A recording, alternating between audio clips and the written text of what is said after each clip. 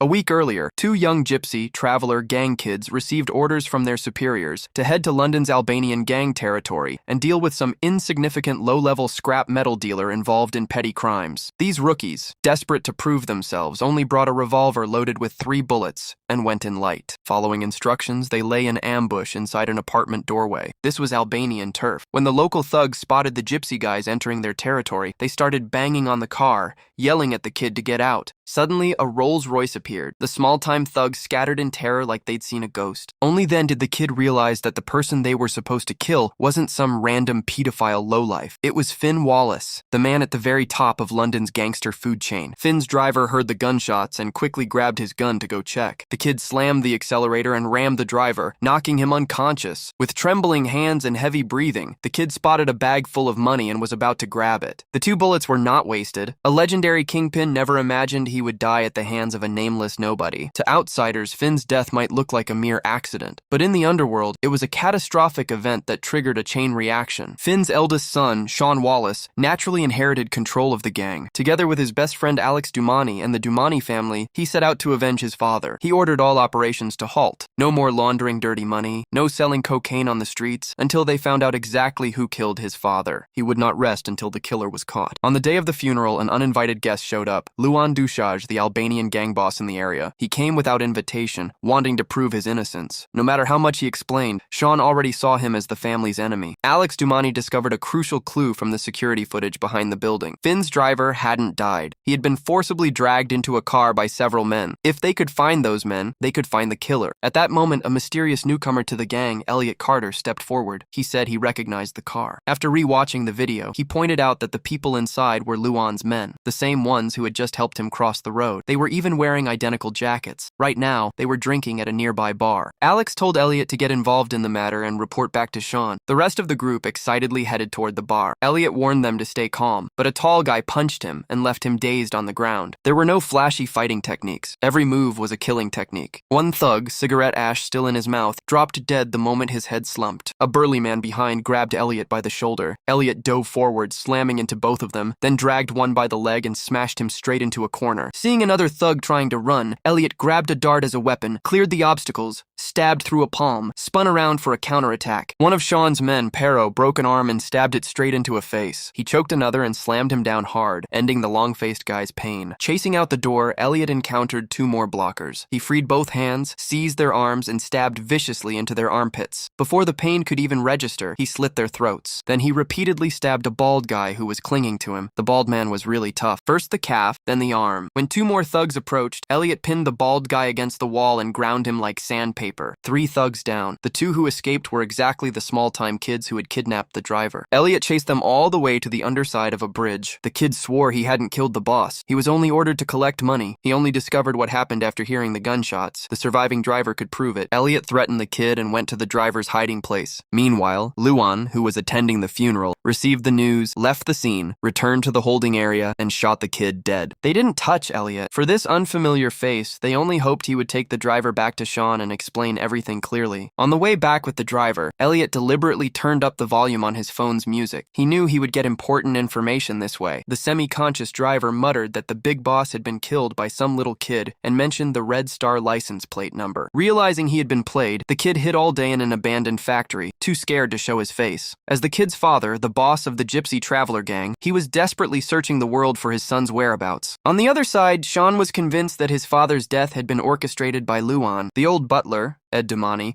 believed they needed to handle it carefully. Killing recklessly would only create enemies among their business partners. They had to find a peaceful solution. But Sean's mother supported her son's approach. Anyone who killed her husband was the family's enemy. Elliot brought the driver back. The driver soon passed out again. Sean grew suspicious of this sudden stranger who had appeared. Elliot shouted that he had done a good deed only to end up with a gun pointed at him. Then he revealed that 2 little kids had killed his father and gave Sean the license plate number of their car, making it clear that he was fully committed to working for Sean. Meanwhile, the little kid's father made a call to a friend and finally learned where his son was hiding.